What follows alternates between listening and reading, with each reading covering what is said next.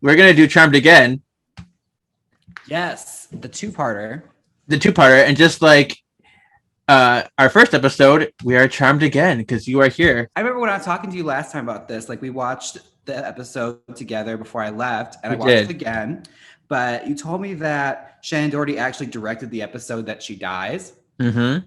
Yes. That is cathartic. Okay. Can I see the cover? Yeah, sorry. Yeah, that's the book.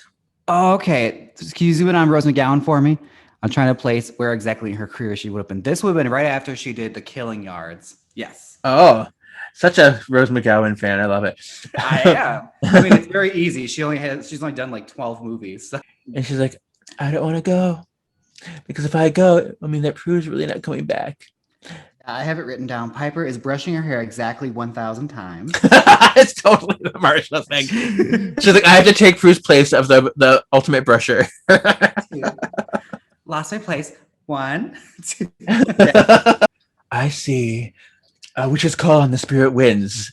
I see another, He was fully serving, like, I am not qualified for this job, but I'll be damned if you're going to damn me to have a donation. I will sell it until and I'll show my chest while I do it because that certainly helps. Well, Rose McGowan's introduction, I have written here, OMG, it's Rose McGowan. She's so young. Oh my gosh. And I wrote that she walked out of work to go do hot girl shit. Yeah, just sit in the back of the funeral and look like this, like Snow White, like. It was very very Joe-eyed.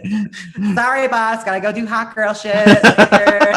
Paige tells him that she was adopted and that her parents died. She went looking for her birth family, thought she might be related to the Halliwell sisters, and kind of felt connected. Paige draws a Takiri. What word is this? You made that up. Try it again. Say it. Triquetra. That is. Is that the little circly thing from the intro? From the Book of Shadows. Yes. Yeah. Okay. You made that up. Cole's like throwing energy balls at him, and he's like, say the spell, damn it! And so she reads the spell, and between the two of them, she actually is like, oh, this hurts. I'm gonna go away. And so, didn't Paige fully run off? She ran. Yeah. She left her boyfriend there. She did. On the roof. She did. Unconscious. She very much did that. Yes. Like I said, Piper is the MVP of this episode. Like she fully is just not. She's over it. Yeah. Like, she's like, my sister's freaking dead. I got a new sister now. This is too much. Get this old bitch here. We have to have a discussion. Paige arrives at the threshold, nervous. Phoebe guides her in and introduces themselves. When the three touch, the chandelier glows. Like when they first got their powers. Oh, right, from the first episode. Mm-hmm. Callbacks, yes. You said that the purgatory. Purgatory. Cole hates the memory? guy. Isn't there a spell or something? They do. White lighters have memory dust. There's lots of ways they could have done this. This is so much. Like they really were just not about their stuff this episode, where they're just like, I could do an easy route, but let's just jump to the biggest extreme possible.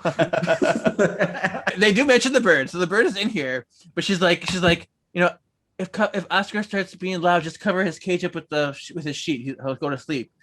So. Yeah, and the source like, okay, a sheet of fire. Right. In the show, he's like, I'm gonna flick my eyes and you burn up into dust. But in the book, Paige just comes home and his cage is covered. She just assumes he's in there. So he probably did kill him, but they don't tell you, and Paige doesn't go to look. So she doesn't make she's clearly not a girl who's very organized with anything, so she probably just assumed. It was probably weeks before she took the sheet off that cage. This was actually a really tender moment.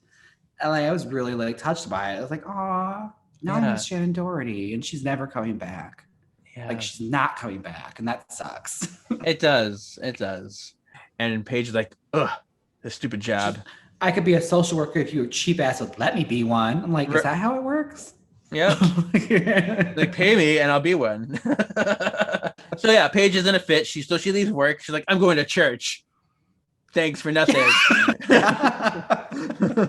She pulled that card, like get out of work free card because you have to go to church. Yeah. Okay. Comes behind Paige. She's like, use your power for yourself. I'm talking to my voice. Oh, I'm the source voice, and you need to go kill that man that you hate so much. Yeah, and meanwhile, Paige is just staring blankly into the mirror, just like, yeah, this seems legit. I know. It's like, where is this turn from? Like, he's not possessing you right now. It's supposed to be your own free will, but apparently you're like influenced that heavily by your. Maybe the shower water was something, I don't know, but maybe, you know, it was a busy day. She's like, use your power, call for his life. La la la la. Eventually, like, starts to see through it, and she takes the boy and shoves him to the ground. It's one of the funniest things. It's like the little boy with dark eyes. Because he's like attacking Phoebe and she's like electrocuting her or whatever. She's like, no, like throws him like she nopes that little boy right to the floor. Yeah, she has like a whole half circle throw. In the book, the hole in his coat and the hole in his shirt stays, but and always in the show, the clothes heal too. That's just, you know, it's just cheaper to do it that way. It's easier to do on the effects, but little known fact that white lighters are also incredible seamstresses. Yeah, we'll heal your holy clothes. That's fine. And they take her back to the manor and they summon the ghost of Patty, and Paige finally meets her mother and they hug. Yeah, which, I mean, I feel like that would be a bit more awkward, but I guess she died, so it's fine. She's like, hey, daughter, I abandoned. Sorry about that. Mommy loves you. That's wonderful. Yes, that's pretty much the gist. Boundary, so she just sits there. Right. And they say sit, and then of course you're gonna sit in Prue's spot because that's the spot you're given. She could have sat on the table and honored her memory. Right? How rude. Phoebe is like remembering all these memories, but she shouldn't have these memories. I mean, she would be the only one that remembers what happened in that time because time moved around, and she and Leo should be the only ones that remember, but she was not there to know that stuff necessarily. She just heard about it. Yeah. So that was weird that she actually was reminiscing about those times that she wasn't really there for. So that I called that out for being non-canon. Right later. Leo. Name a Prue power. Moving shit. Sure. Name a Paige power. Moving stuff with lights. So the next thing is tips for future Whitelers. Do you have a moral of the story?